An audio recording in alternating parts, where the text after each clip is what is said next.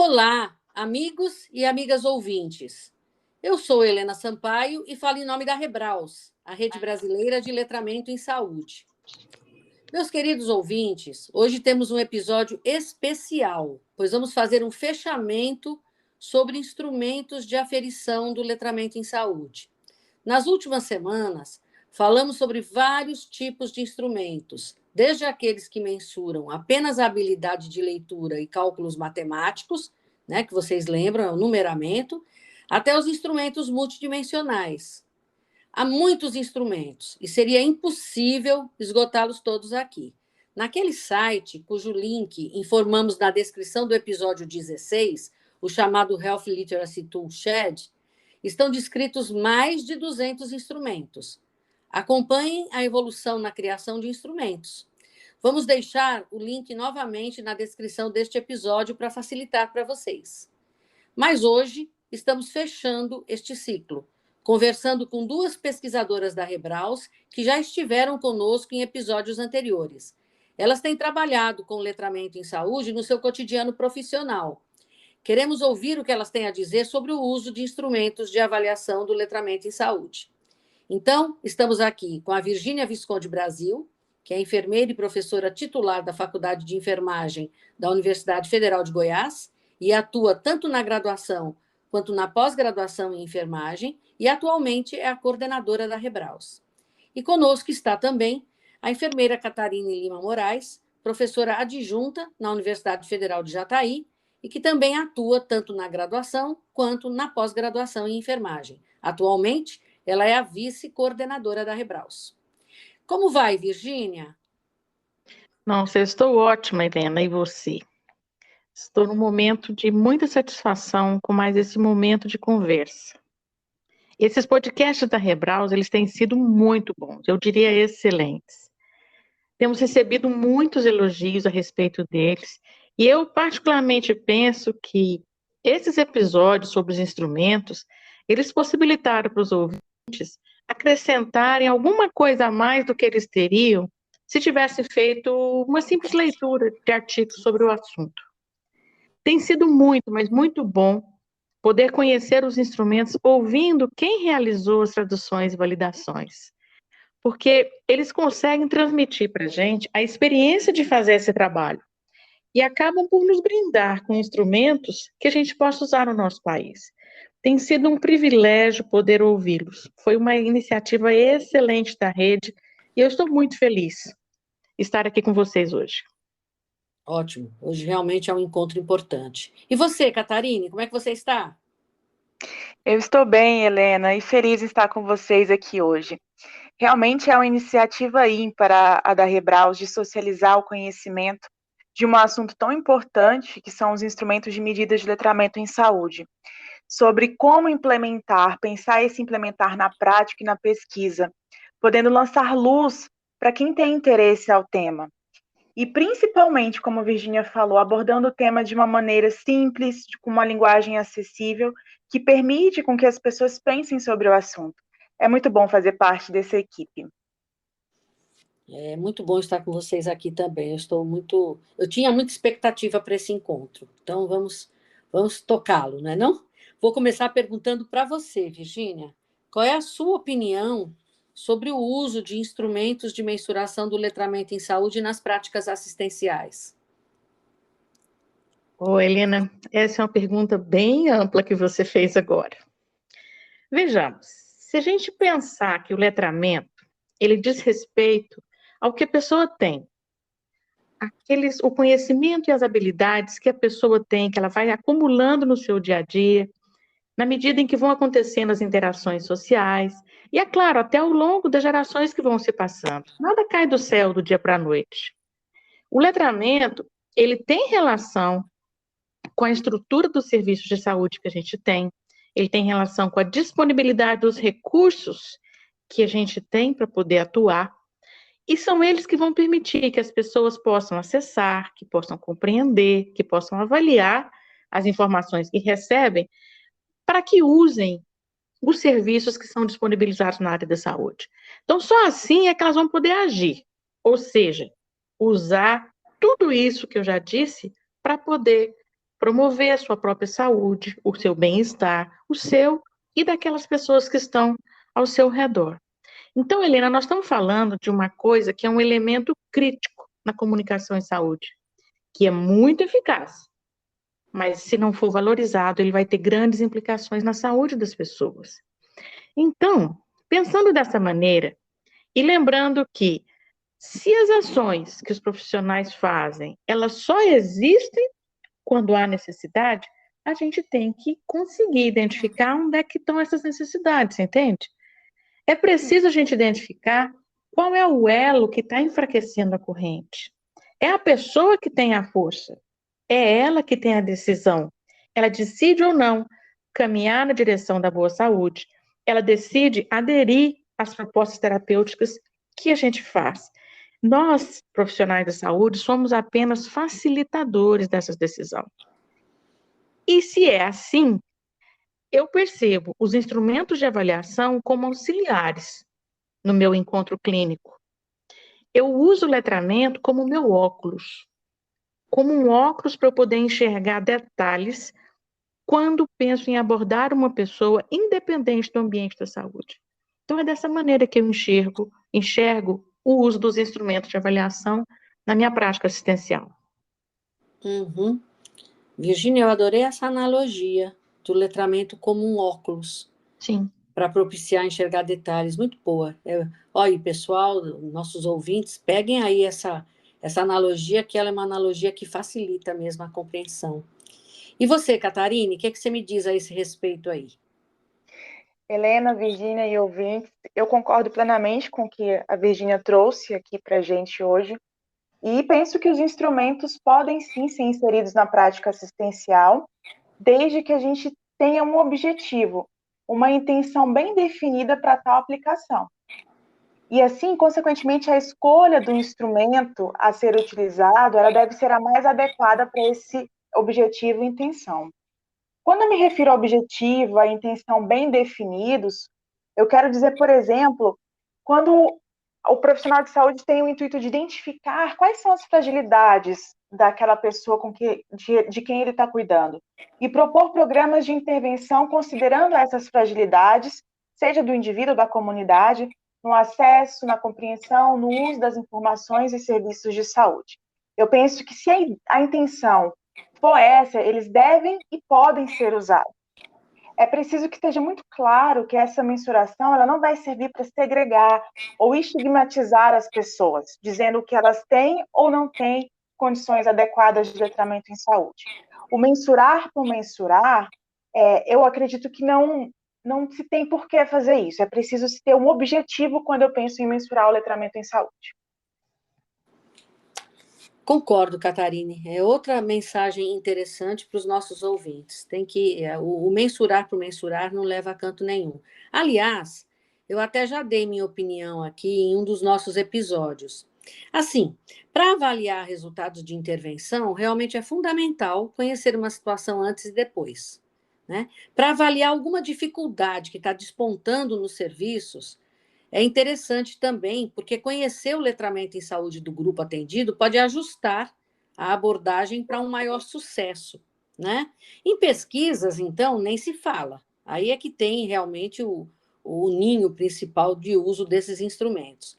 Mas simplesmente para elaborar um material educativo, escrito ou digital, ou mesmo numa comunicação verbal, eu sou a favor de alguns autores que orientam que, independente da gente conhecer ou não o letramento das pessoas, a gente faça um material ou faça uma abordagem verbal, considerando que o letramento, se for utilizado um instrumento mais dicotomizado, que o letramento seja baixo ou que a pessoa apresente fragilidades, se a gente for pensar num instrumento mais multidimensional. Então, esses autores dizem isso. Você considere ou que a pessoa tem um baixo letramento, ou que ela tem fragilidades, porque daí, com certeza, não tem chance de você errar na elaboração da sua abordagem ou do seu instrumento, né?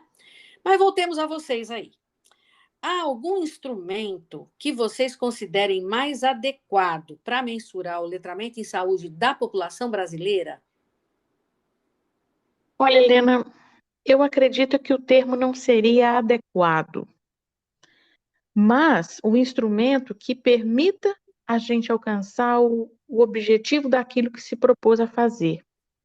É um instrumento que seja mais apropriado para a população com quem eu pretendo trabalhar, para o ambiente que eu quero analisar.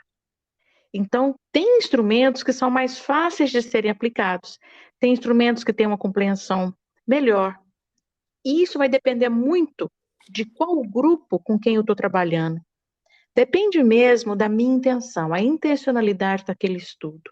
Então, para eu dizer que qual é o adequado, eu diria que o adequado é aquele que se aplica à necessidade que eu tenho, tanto se eu estiver fazendo uma pesquisa, como pesquisadora, ou como profissional na prática clínica. Isso mesmo, Virgínia. Outra boa dica para a reflexão dos nossos ouvintes. Quer dizer, a questão não é usar um instrumento, é até como selecionar um instrumento, né? Eu, particularmente, já tenho alguns posicionamentos contrários a alguns instrumentos que apenas avaliam reconhecimento e leitura de palavras e nada mais. Ou seja, eles não avaliam nem se a pessoa, mesmo lendo direito, entendeu o que aquela palavra significa. Ler corretamente é muito difícil. Eu coloquei, inclusive, em um dos nossos episódios. A leitura correta depende muito da região que você está nesse nosso imenso Brasil. Se você tem o reconhecimento da palavra e você diminui a pontuação do indivíduo, ou não pontua a pessoa como alguém letrado em saúde só porque ele leu errado perante o quê? Perante a língua portuguesa ou perante a cultura onde o entrevistador está inserido, que não respeitou a cultura onde o entrevistado está inserido.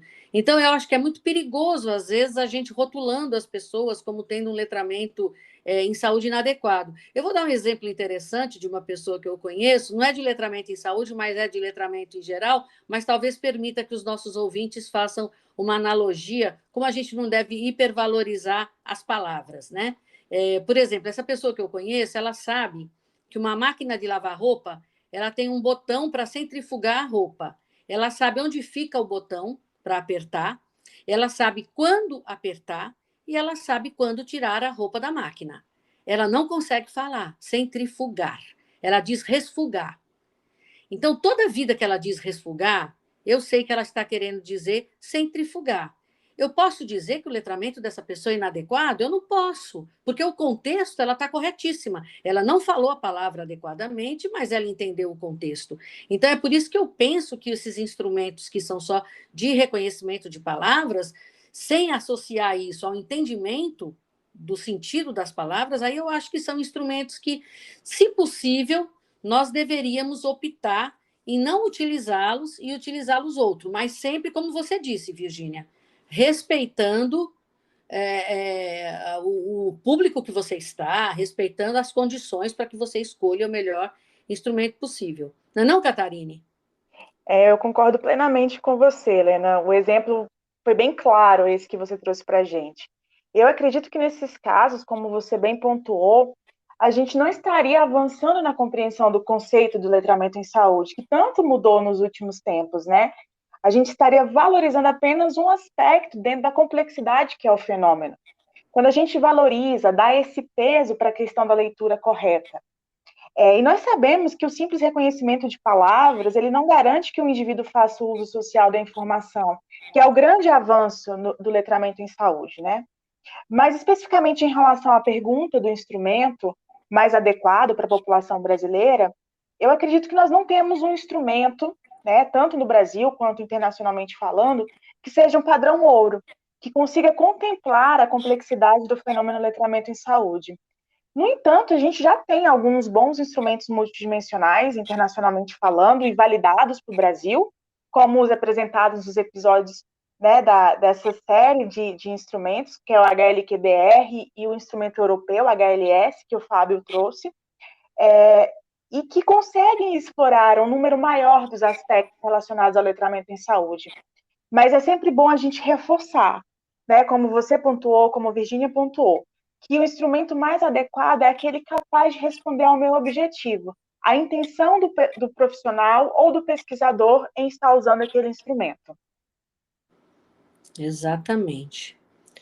E Virgínia e Catarine, já que nós comentamos que não tem esse instrumento que alcance toda a multidimensionalidade, né, pelo menos de uma forma completa, do letramento em saúde, como é que vocês acreditam que nós podemos caminhar com pesquisas nessa área? Eu penso, Helena, Virgínia e ouvintes, que o Brasil precisa, né? A gente, como pesquisador, a gente precisa avançar nos estudos que utilizem os métodos mistos. Isto é, aqueles que considerem tanto as abordagens quantitativas como também as qualitativas. Porque aí a gente consegue possibilitar uma melhor compreensão do significado do letramento em saúde para o indivíduo e comunidade. Nós três, né, trabalhamos numa perspectiva de mensuração do letramento em saúde e sabemos que há limitações, né, nos instrumentos. É preciso que a gente avance em aspectos que sejam mais subjetivos, que nos permitam conhecer melhor e explicar esse fenômeno letramento em saúde. Eu penso que esse será o caminho daqui para frente com as pesquisas relacionadas ao letramento em saúde e até para que a gente consiga propor intervenções mais reais e mais próximas daquilo que a gente tem para se fazer relacionado ao letramento em saúde. É isso aí, Kate. Eu concordo, Catarina. Todo instrumento ele tem limitação. Não tem qualquer um que dê conta da complexidade da realidade em saúde, porque ela é muito diversa. E por isso mesmo, talvez a gente precise associar outras abordagens para poder conseguir fazer uma análise que contemple as inúmeras facetas que o instrumento não mediu. Para que, enfim, o pesquisador que ele consiga, no universo das falas das pessoas, mensurar de modo abrangente o que realmente representa aquele contexto. Senão, o instrumento não fará a diferença, ele não vai alcançar aquilo que ele se propôs. Então, é preciso, sim, olhar com um certo cuidado, com um certo zelo para aquilo que você está se propondo a medir e enxergar aquilo que não foi alcançado. Talvez fazer associação de instrumentos, fazer essa associação de métodos, mas com certeza a gente tem que ser crítico em relação àquilo que o instrumento dá conta de mensurar. Exatamente, colegas, exatamente. Teria algum comentário ainda que vocês queiram fazer sobre esse tema? Helena, eu tenho sim. Para a gente finalizar esse momento de conversa aqui, eu gostaria de estimular, de dizer a todo mundo que trilhem o caminho do uso do letramento na sua prática cotidiana. Seja na assistência, seja no ensino com os alunos, dentro das nossas escolas, formando profissionais que tenham esse olhar diferenciado do letramento, ou seja na pesquisa. Na realidade, eu tenho cada vez mais prestado atenção ao que eu faço e principalmente ao resultado daquilo que eu obtive com o que eu me propus a fazer. Essa observação pode alterar o rumo de qualquer proposta que a gente faça. Observe o resultado da sua ação, daquilo que você acabou de fazer, e aí reavalie. É claro, Helena, que só quem usa o instrumento dá conta de avaliar o resultado que teve. Haverão instrumentos mais acertados ou não, mas só acerta quem tenta, né? Quem não tenta, não tem como dizer. Então, assim, a clareza naquilo que a gente quer, que se quer alcançar, a escolha cuidadosa da abordagem metodológica, que vai se adequar àquilo que você está propondo, e aí o instrumento automaticamente vai ajudar. E finalizando, Helena, eu quero dizer o quanto que eu estou satisfeita de estar aqui com você e com a Catarina, encerrando esse ciclo de mensuração. Eu espero de verdade que ele tenha contribuído para a compreensão das pessoas na seleção de instrumentos. E agradeço demais, Helena, suas sugestões em relação a essa seleção dos instrumentos que foi feita nos podcasts que foram apresentados para os nossos ouvintes. Foi muito, mas muito bom mesmo. E obrigada a cada um de vocês que estão nos ouvindo nesse dia. Eu quero apenas agradecer, Helena, a oportunidade de mais uma vez estar aqui com vocês, compartilhando experiências e podendo contribuir de alguma maneira para a construção do conhecimento do letramento em saúde no Brasil. Muito obrigada mesmo, é muito bom estar aqui conversando com vocês sobre esse assunto, e até breve. Realmente, meus queridos amigas, minhas queridas amigas ouvintes, foi muito rica essa participação da Virgínia e da Catarine conosco hoje. Eu sugiro que vocês ouçam várias vezes o episódio de hoje e outros também dos instrumentos que tenham deixado vocês com dúvidas. É importante essa disponibilidade do podcast o tempo todo, porque isso com certeza vai ajudar vocês a crescer na prática profissional letrada em saúde. Obrigada mais uma vez a vocês duas por estarem conosco. Obrigada a vocês, ouvintes, pela sua audiência. Aguardamos vocês em nosso próximo episódio. Até lá. Até mais. Até mais.